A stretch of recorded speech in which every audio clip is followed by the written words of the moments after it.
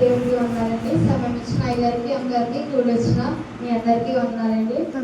యేసుక్రీస్తు ప్రభువారు సిలువ వేయబడిన తర్వాత ఆయన ఏడు మాటలు పలకడం జరిగిందండి. అందులో నాకు 5వ మాట వచ్చింది. అందుకు నేను దేవుడికి కృతజ్ఞతాస్తుతులు చెల్లిస్తున్నాను. యోహాను సువార్త 19వ అధ్యాయము 28వ వచనం చూసినట్లయితే,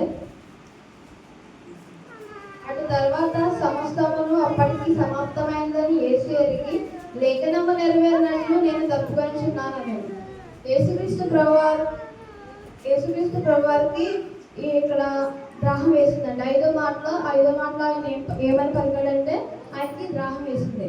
ఆయనకి ఎందుకు దాహం వేసింది, ఎక్కడ దాహం వేసింది, అయితే మనము ఎలా దాహం తీర్చగలము అని 3 మాటలు చూసుకుంటే, ఆయనకి ఎందుకు దాహం వేసిందంటే ఆయన ఆ రాత్రి అంటే ముందు రాత్రి అంటే నైట్ నుంచి ఆయన్ని కొడుతున్నారు. ఆయన్ని ఆ రాత్రి అంతా కొట్టి ఆయన్ని హింసించి ఆయన్ని చాలా శ్రమ పెట్టారండి. అయితే అలాంటి సమయంలో ఆయన శరీరంలో ఒక్క నీరు చుక్క కూడా లేదు. అలాంటి సమయంలో ఆయనకి దాహం వేసింది. మరి ఎక్కడ దాహం వేసింది అంటే ఉదయం 9 గంటలకి ఆయన్ని సిలువ వేశారు. ఆయన ఎండవేళలో మధ్యాహ్నం వేళలో ఆయనకి దాహం వేసింది.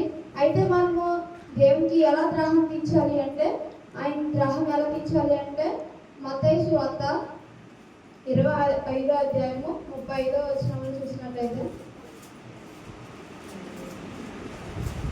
నేను ఆకలి మంది నిన్న భోజనం పెట్టింది, దప్పిగొంటిని నాకు దాహం ఇచ్చితే. కాదండి, ఇక్కడ దేవుడు ఏమని చెప్తున్నాడంటే, నేను ఆకలి గంటిని మీరు నాకు భోజనం పెట్టిద్దిరి, నేను దప్పిగొంటిని మీరు నాకు దాహం తీర్చిద్రి అని చెప్పారు.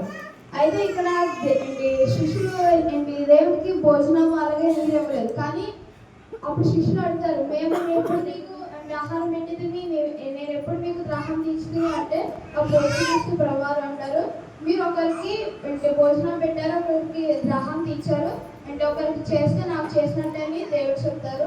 అంటే ఇప్పుడు దీన్ని బట్టి మనం ఏం నేర్చుకోవాలి అంటే, మన ఇరుగు పొరుగు వాళ్ళకి లేదంటే ఎవరైనా దాహంతో వస్తారు కదా, లేకపోతే ఎవరైనా వాళ్ళ ఇంటికి వచ్చి అడుగుతారు కదా, వాళ్ళకి ఆహారం పెట్టాలి, లేదంటే వాటర్ ఇవ్వాలి. అలా మనకు హెల్ప్ చేస్తే దేవుడికి చేసినట్లుగా.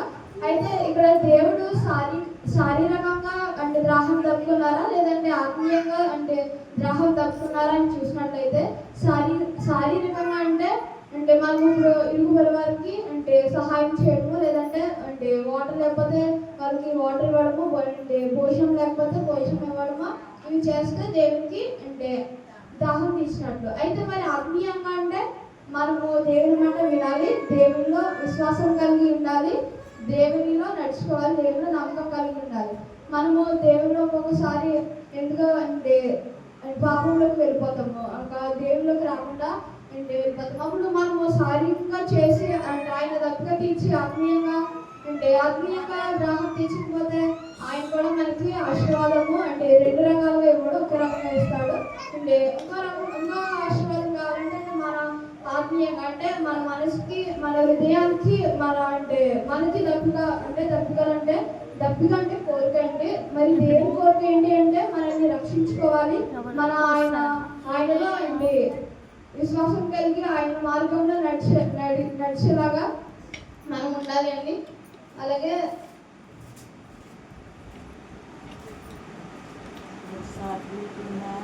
మనం ఆత్మీయంగా ఎలా ఉండాలి అంటే మనము దేవుళ్ళో విశ్వాసం కలిగి ఉండాలి, ఆయన మాటలు వినాలి. ఆయన మాట వినకపోతే ఏం జరుగుతుంది అంటే, అక్కడ రోమా సైనికులు దేవునికి అక్కడ చేదు చెరుకునైతే ఇస్తారు. అంటే చేదు చెరుకు అంటే పాపం. అప్పుడు రోమా సైనికులే కాదు, అక్కడ ఉన్న ప్రజలు ఎవరు యేసు మాట వినలేదు.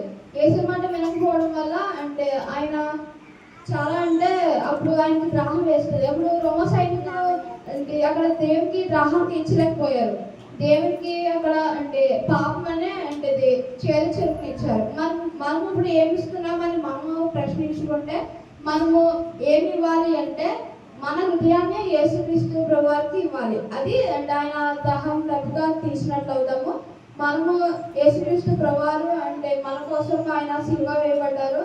అయితే ఆయన చాలా శారీరకంగా కాదు, మానసికంగా కాదు, చాలా బాధలు పొందారు. ఇప్పుడు మనము అంటే పడే బాధలు, ఆయన పడే బాధలు కన్నా అంటే ఇవి రెండు కంపేర్ చేసుకుంటే మన యేసుక్రీస్తు ప్రభువారు అంటే పడే బాధ చాలా అంటే చాలా వింటుంటేనే మన హృదయానికి చాలా బాధ అనిపిస్తుంది.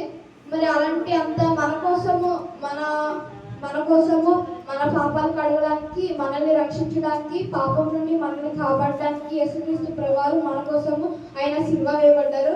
అయితే మన కోసము యేసుక్రీస్తు ప్రభువారు సిలువ వేయబడ్డారు కదా, మరి మనం ఏం చేయగలం?